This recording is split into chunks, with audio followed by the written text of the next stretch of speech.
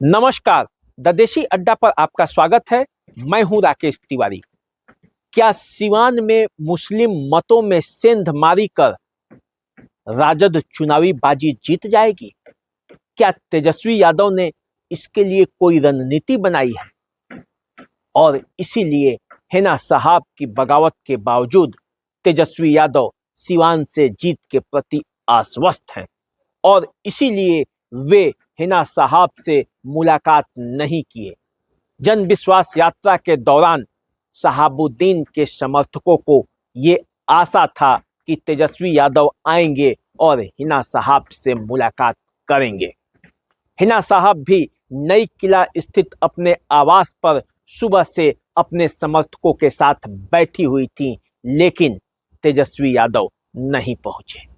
तेजस्वी यादव के नहीं आने के बाद हिना साहब ने अपने चुनाव लड़ने या अपने पुत्र ओसामा शहाब के चुनाव लड़ने का ऐलान कर दिया। हिना साहब वैसे भी सिवान की राजनीति की एक जानी मानी नाम है, क्योंकि उनके पीछे शहाबुद्दीन का नाम लगा है।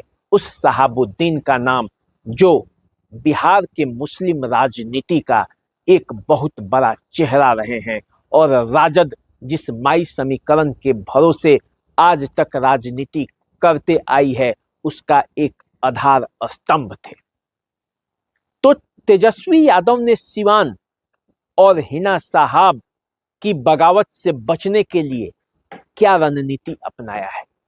आज चर्चा इस बात की होनी जरूरी है, क्योंकि जिस तरह से तेजस्वी यादव ने हिना साहब को इग्नोर किया, उसको देखकर ऐसा लगता है कि तेजस्वी यादव के पास कोई फुल प्रूफ प्लान है। तो क्या जो शाइका नाज और मोहम्मद कैफ, ये जो सिवान के दो नाम हैं मुस्लिम नेताओं के, क्या राजद में इनके आने के बाद या इनके राजद में तेजस्वी यादव को समर्थन करने के बाद तेजस्वी यादव को ये लगता है कि सिवान के मुस्लिम मतों में वे बंटवारा कर देंगे और जिस माई समीकरण के भरोसे केवल राजद टिकी थी, उसमें बाप समीकरण जब काम करेगा और मुस्लिम मतों में जब बंटवारा होगा तो सिवान में जीत पक्की हो जाएगी। जन विश्वास यात्रा के दौरान उन्होंने इशारों में अवध बिहारी चौधरी की बड़ाई की और इससे ऐसा लगता है कि सिवान में जो राजद के अगले लोकसभा के प्रत्याशी होंगे वो अवध बिहारी चौधरी तो नहीं। और अगर अवध बिहारी चौधरी चुनावी मैदान में उतरते हैं तो ये एक बात तय मानिए कि माई समीकरण में दो फाड़ होना तय है, एक तरफ मुस्लिम और एक तरफ यादव। तो क्या तेजस्वी यादव ने ये रणनीति बनाई है कि मुस्लिम मतों में बिखराव लाना है और उसी बिखराव लाकर वो बाप समीकरण के बदौलत चुनावी मैदान में बाजी मार लेंगे? अब ये तो वक्त ही बताएगा, लेकिन सिवान की जो राजनीति 90 के दशक से अब तक चलती रही है वो सिर्फ और सिर्फ शहाबुद्दीन के इर्द गिर्द घूमती रही है।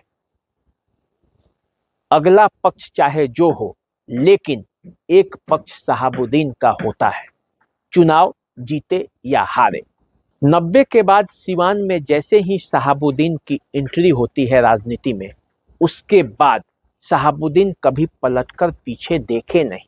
शहाबुद्दीन के जमाने में मुस्लिम मत एक मुश्त था, लेकिन अभी मुस्लिम वर्ग में भी थोड़ा मन मुटाव है। एक रईस खान का ग्रुप है, एक रईस खान जो शहाबुद्दीन के विरोध में है, दूसरा नाम ये मोहम्मद कैफ उर्फ बंटी और तीसरा नाम शाइका नाज। ये तीनों मिलकर क्या शहाबुद्दीन के मुस्लिम मतों में बिखराव लाएंगे? सवाल यही है और इसी सवाल का जवाब ढूंढते ढूंढते तेजस्वी यादव इन लोगों को अपने साथ जोड़ तो नहीं रहे हैं और इसी जोड़ने के भरोसे कहीं तेजस्वी यादव सिवान में लोकसभा चुनाव में अपनी जीत तो नहीं देख रहे हैं और इसीलिए वो हिना साहब को इग्नोर तो नहीं करते जा रहे हैं। ये सब सवाल है और इन सवालों का जवाब तो लोकसभा चुनाव के बाद ही मिलेगा। वैसे सीवान की राजनीति को समझना इतना आसान नहीं। सीवान में जब शहाबुद्दीन थे तब तो राजनीति एक तरफा थी। अभी के माहौल में दोनों पक्षों में कांटे का टक्कर है और दोनों तरफ भीतरघात भी होने की संभावना है। एक तरफ राजद और दूसरे तरफ एनडीए और दोनों तरफ प्रत्याशियों में मारा मारी। सीवान की राजनीति कहां जाएगी और किस करवट बैठेगी, ये आने वाले समय पर पता चलेगा जब प्रत्याशियों की लिस्ट जारी होगी और कौन सा दल कब चुनाव लड़ेगा, इस पर भी बहुत कुछ निर्भर करता है। लेकिन जो पिछले 3-4 चुनावों का ट्रैक रिकॉर्ड आप देखेंगे तो पाएंगे कि राजद और एनडीए के बीच यहाँ मुकाबला होता रहा है और इस बार आरजेडी के साथ माले भी है। तो क्या होगा, क्योंकि जिस जन विश्वास यात्रा में हरा हरा पगड़ी और हरा हरा झंडा दिखना चाहिए, उसमें लाल झंडा भी इस बार काफी संख्या में दिखा। तो क्या हरा झंडा और लाल झंडा मिलकर सीवान में केसरिया झंडा का मुकाबला कर पाने में सक्षम हैं? और तेजस्वी यादव इसीलिए पूरा निश्चिंत हैं और सीवान में हिना साहब से मुलाकात नहीं की।